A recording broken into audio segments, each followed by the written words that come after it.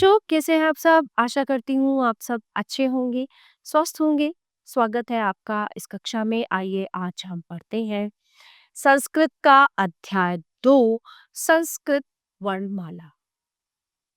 आपने हिंदी वर्णमाला के बारे में सुना होगा, है ना? तो ऐसे ही संस्कृत में भी वर्णमाला होती है, लेकिन आश्चर्य की बात ये है कि हिंदी जो है ना, हमारी हिंदी भाषा वो संस्कृत से ही आई है। सबसे जो हमारी प्राचीन भाषा है वो संस्कृत ही है और हिंदी जो है संस्कृत का ही अंग है। तो संस्कृत वर्णमाला भी होती है, ऐसे ही हिंदी वर्णमाला होती है। दोनों में स्वर व्यंजन दोनों होते हैं, जिनकी सहायता से शब्द बनते हैं, वाक्य बनते हैं और ये पूरी पुस्तक मतलब पूरा जो है संस्कृत पढ़ी जाती है, पूरी हिंदी पढ़ी जाती है। तो आइए आज हम पढ़ते हैं संस्कृत वर्णमाला। सबसे पहले वर्णमाला यानी कि अल्फा। वर्णों के लिखे गए व्यवस्थित समूह को वर्णमाला कहते हैं। संस्कृत वर्णमाला को दो भागों में विभाजित किया जाता है, स्वर और व्यंजन। जैसा आप सबको पता है ना? स्वर और व्यंजन। स्वर द वोवेल्स, जिन वर्णों का उच्चारण करने में किसी अन्य वर्ण की सहायता नहीं ली जाती, उन्हें स्वर कहते हैं।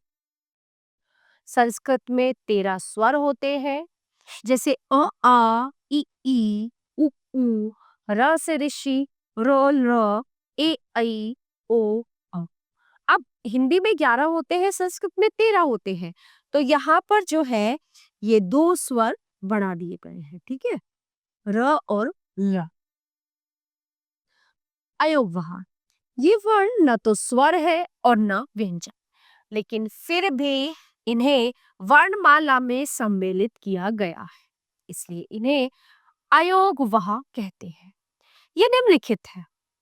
पहले अम यानी कि अनुस्वार तथा अह यानी कि विसर्ग, ठीक है। ये अनुस्वार होते हैं और ये अह विसर्ग होता है। सबसे पहले हम पढ़ेंगे स्वर वर्ण के बाद। तो चलिए विस्तार से पढ़ते हैं। अ से अमृत फलम, अमरूद। आ से आमलकम यानी आंवला। इला से पृथ्वी। बड़ी ई से ईश यानी कि ईशः यानी कि भगवान। छोटे ऊ से उल्लू कहा यानी उल्लू। बड़े ऊ से ऊनम यानी ऊन। र से रिष्टि यानी तलवार। रा खाली, रस खाली होता है। ए से एला मतलब इलायची। आई से ऐन्द्रजालिकः जादूगर। ओ से ओदनम यानी भात यानी कि जो चावल से बनता है भात। औ से औषधम यानी दवाई। अंग से अंडजः यानी चूजा। ये अह खाली यो केवल विसर्ग का कार्य करता है। तो प्यारे बच्चों, ये पढ़ा हमने स्वर के बारे में और स्वर से बने हुए शब्दों के बारे में। तो आइए जानते हैं व्यंजन के बारे में। जिन वर्णों का उच्चारण स्वरों की सहायता से किया जाता है, जैसे अभी हमने स्वर के बारे में पढ़ा, तो स्वर जो है वो स्वतंत्र होते हैं, इंडिपेंडेंट होते हैं। स्वरों को किसी की भी आवश्यकता नहीं होती। लेकिन व्यंजन की अगर हम बात करें तो व्यंजन बिना स्वर की सहायता के बोले ही नहीं जा सकते। वो कैसे? इनकी संख्या 33 है। इनमें 25 तो स्पर्श व्यंजन है। स्पर्श मतलब जिनको बोलते हुए हमारी जो जीभ है वो विभिन्न भागों को जो मुंह के अंदर है उन्हें स्पर्श करती है, छूती है। इन्हें 5-5 वर्णों के 5 वर्गों में विभाजित किया गया है और प्रत्येक वर्ग का नाम उस वर्ग के पहले वर्ण के आधार पर रखा गया है। जैसे क वर्ग क च ट त प, क वर्ग च वर्ग ह, ट वर्ग त वर्ग प वर्ग, क ख ग घ ञ। अब आप देखेंगे कि इनके नीचे ये क्या लगा हुआ है, तो मैं आपको बता दूं कि ये हलंत है। देखिए, अगर होगा ऐसे तो ये क पूरा नहीं है, ये आधा है, और जब हम इसके साथ स्वर जोड़ देंगे, ठीक है, तो ये बन जाएगा पूरा क। ये हलन इसके नीचे से हम हटा दें। तो अभी यहाँ पे ये सब आधे आधे हैं, यूं समझ। च वर्ग चो छो जो झो यो, तो टो ठो डो ढोण, त वर्ग त थ द ध न, प वर्ग प फ ब भ म, अंतस्थ य र ल व, ऊष्म श श स ह। ये 4 व्यंजन। ठीक है। अब इसमें विशेष क्या है? उच्चारण की सुविधा के लिए अ स्वर सभी व्यंजनों में पहले से जुड़ा रहता है, इसलिए इनका स्वरूप क च ट त आदि हो जाता है। देखिए पूरा हो गया यहाँ पे क च ट त प। फिर आते हैं संयुक्त वर्ण। दो या दो से अधिक वर्णों के मेल से बनने वाले वर्ण जिनका वास्तविक रूप बदल जाता है संयुक्त वर्ण कहलाते हैं।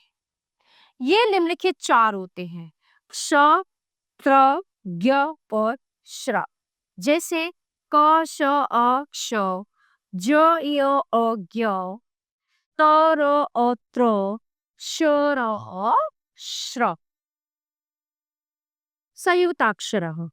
दो या दो से अधिक वर्णों के मेल से बनने वाले वर्ण जिनका स्वरूप पूर्ण रूप से नहीं बदलता उन्हें संयुक्ताक्षर कहते हैं। जैसे न त अ अंत दंत, ब अम्बा, न्य कन्या, द्व द्विज। चलिए अब हम पढ़ते हैं व्यंजन वर्णमाला। क वर्ण। क से कच्छपः मतलब कछुआ, ख से खरजूरः मतलब खजूर, ग से गर्दभः मतलब गधा, घ से घटिका मतलब घड़ी, च से चक्रम मतलब पहिया, छ से छत्रम मतलब छाता, ज से जलधि मतलब समुद्र, झ से झरझरा मतलब झरना या खानी, ट से टंकिका मतलब कुल्हाड़ी, ठ से ठठकहा मतलब ठठेरा, ड से डैनम मतलब पालकी, ढ से ढक्का मतलब बड़ा ढोल और एक खाली। फिर आता है ते वर्ग। त से तक्षकः बढ़ई, थ से थह पर्वत, द से दंतः दांत, ध्व से ध्वजः झंडा, न से नयनम आँख। फिर आता है प वर्ग। प से पंकजम यानी कमल, फ से फरफरी का मतलब जूता, ब से बकह बगुला, भ से भल्लूकः भालू, म से मक्षिका मक्खी, य से यतिः सन्यासी, र से रसालह आम। फिर ल से ललना स्त्री, व से वटह यानी वर्ग। अब आते हैं हम ऊष्म व्यंजन पे।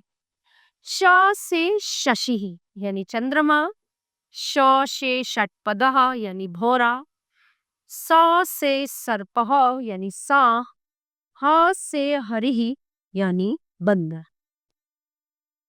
संयुक्त व्यंजना। श से क्षेत्रम यानी खेत, त्र से त्रसः यानी दिल, ज्ञ से ज्ञप्ति यानी घोषणा और श्रा से श्रमिकः यानी मजदूर। तो ये पढ़ा हमने स्वर और व्यंजन के बारे में, पूरी वर्णमाला हमने पढ़ी। तो प्यारे बच्चों ये पाठ यहीं पे समाप्त होता है। आशा करती हूँ आपको अच्छे से समझ आया होगा। मिलते हैं अगली कक्षा में। धन्यवाद।